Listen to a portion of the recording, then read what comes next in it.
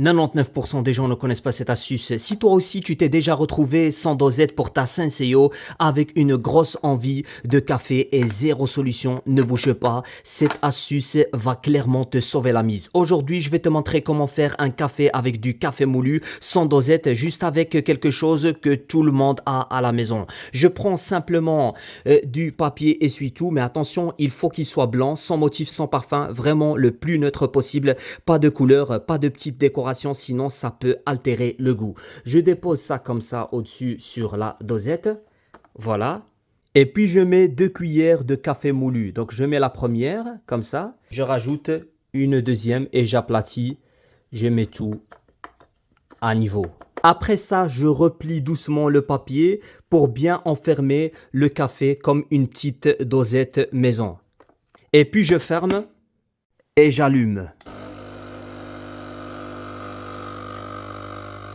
Et regardez-moi ça, incroyable. Le café qui coule parfaitement, l'odeur est là et franchement ça dépanne super bien.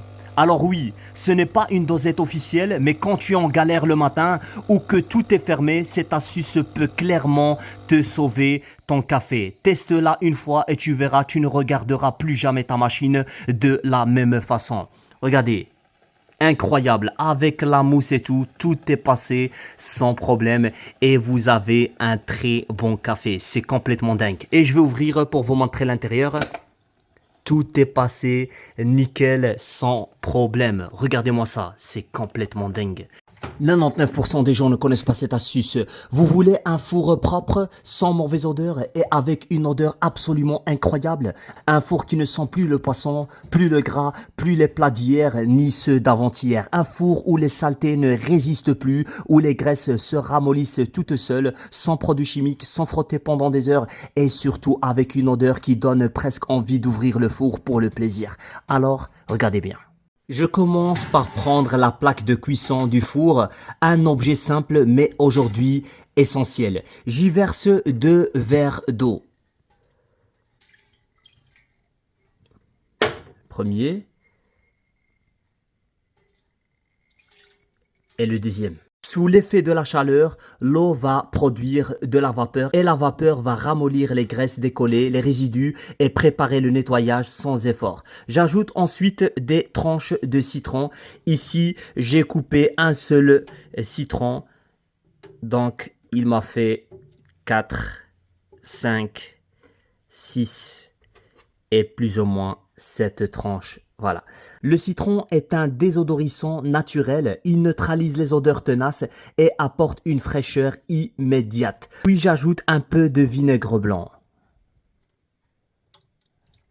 Là, on entre dans la chimie domestique intelligente.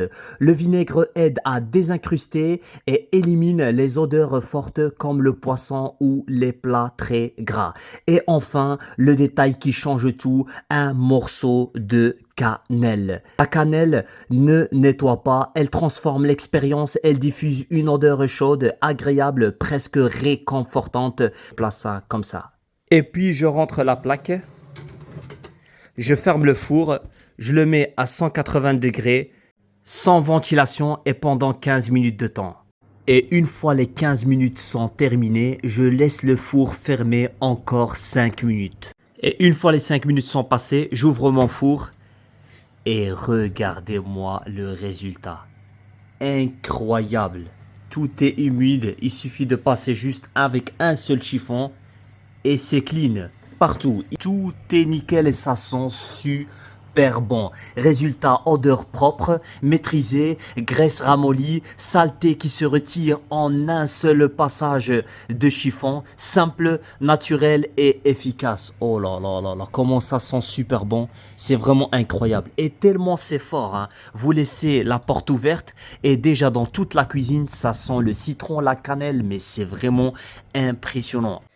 99% des gens ne connaissent pas cette astuce et pourtant on fait tous exactement la même erreur avec les boîtes de conserve de tomates. Tu vois les boîtes de tomates en conserve, on ouvre la boîte, on utilise une partie et le reste, qu'est-ce que font la majorité des gens? Ils laissent la sauce directement dans la boîte et ils la mettent au frigo et ça c'est vraiment pas une bonne idée. Déjà une fois ouverte, la boîte en métal réagit avec l'air, la tomate c'est acide donc le métal peut altérer le goût, accélérer l'oxydation et surtout favoriser le développement de bactéries même si on referme avec un film en plastique. Résultat, le goût change, la sauce se conserve moins longtemps et niveau hygiène c'est clairement pas top. Mais moi j'ai trouvé une astuce incroyable, simple, efficace qui permet de conserver la sauce tomate beaucoup plus longtemps sans problème.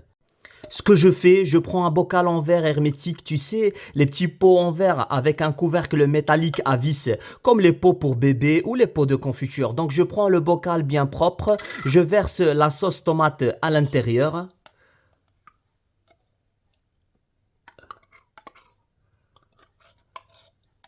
Et une fois que j'ai tout mis dedans, je fais comme ça, pour que ça s'aplatit. Et là, c'est le plus important. J'ajoute une fine couche d'huile de tournesol sur le dessus. Pas beaucoup, hein. Une fine couche comme ça. Voilà, jusqu'à ce que ça va partout. Ensuite, je ferme le bocal et je le mets au frigo. Pourquoi ça marche? Parce que l'huile crée une barrière naturelle, elle empêche l'air d'entrer en contact avec la sauce, elle limite l'oxydation, elle ralentit énormément le développement des bactéries et elle protège la texture et le goût de la tomate. À chaque fois que tu utilises la sauce, tu prends ce dont tu as besoin, s'il en reste, tu rajoutes une petite fine couche d'huile. Tu refermes et tu remets au frigo. Du coup, résultat, une sauce tomate qui se conserve des semaines, sans mauvaise odeur, sans goût bizarre et sans gaspillage. Franchement, c'est simple, c'est efficace et une fois que tu connais cette astuce, tu ne remettras plus jamais une boîte de tomates ouverte directement au frigo. Alors, dites-moi ce que vous en pensez dans les commentaires. Merci, au revoir.